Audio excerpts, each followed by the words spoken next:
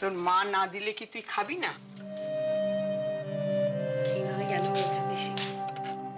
নে তাহলে দুটো মুখে তোল।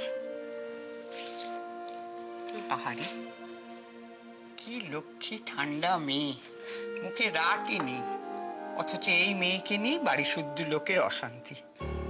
তুই আর রুদ্র ছোটবেলায় যে কি দস্যিপনা করে বেড়াতিস, তোর মনে আছে? একবার 15ই আগস্ট তুই আর রুদ্র ছাদে উঠে ঘুড়ি ওড়াতে গিয়ে হাত কেটে সুতোর টানে আমার আঙুলটা কেটে গেছিল, কত রক্ত বেরিয়েছিল, কত লেগেছিল। আমি তো কেঁদে কেঁদে হাঁপিয়ে গেছিলাম। তবে রুদ্র জানি না কোথায় কি দেখেছিল, একটা গাছের পাতা ছিঁড়ে এনে আমার আঙুলে চড়ে মুড়ে দিল। তো জ্বালা জ্বালা করেছিল। তারপর মা, কাকু, পিপি এসে রুদ্রকে সে কত বকেছিল। আমার সব মনে আছে, সব সব মনে আছে। বাড়ির কাকিমা, মা, তুমি সবাই কেমন যেন মিলেমিশে একাকার হয়ে গেছে। এত বেশি বেশি বলার কিছু হয়নি। তবে হ্যাঁ, আমাদের সমাজে ছেলেদের থেকে মেয়েদের লড়াইটা একটু বেশি। হ্যাঁ, এটা ঠিক বলেছ।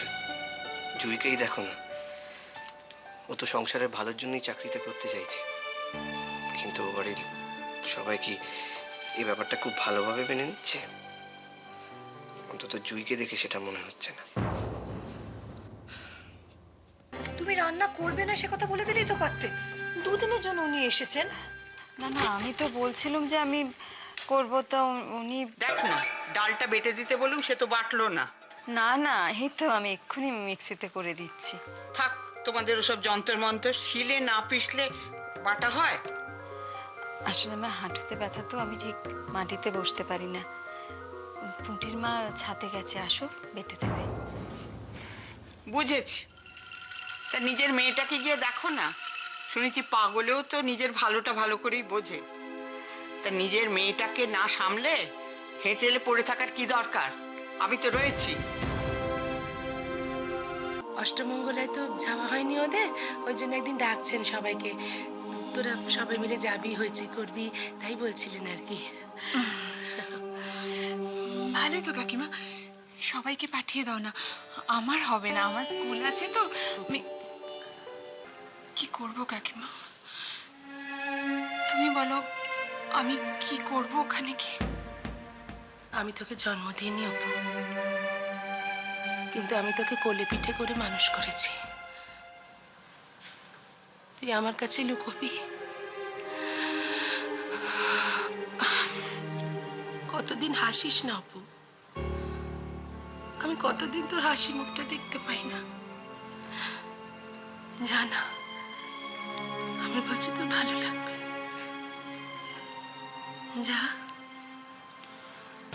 বোনের শ্বশুরে লক্ষ লক্ষ টাকা মেরে দিয়ে যখন গ্যাট হয়ে বসে থাকা, তখন সেটা খেয়াল থাকে না? দেখো, বেশি কেতা দেখিও না, বুঝলে? কে যে কত বড় ভদ্রলোক সেটা সবার জানা আছে। বোনের শ্বশুরে লক্ষ লক্ষ টাকা মেরে দিয়ে যখন গ্যাট হয়ে বসে থাকা, তখন সেটা খেয়াল থাকে না?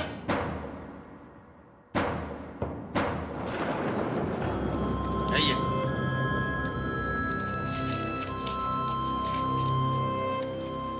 কেমন চলছে তোর? চলছে কি রে, একদম রাজধানীর মতো চলছে। তোর কাছে আমার একটা রিকোয়েস্ট আছে, রাখবি? রিকোয়েস্ট বলছিস কি রে? বন্ধুর জন্য জানবি হাজির, বল। তোর এই অর্গানাইজেশনটায় আমাকে যা হোক একটা চাকরি দিতে পারবি? তোর মতো খুনে আসামিকে আমার অর্গানাইজেশনে ঢুকিয়ে আমার অর্গানাইজেশনটা আমি তুলে দিতে চাই না।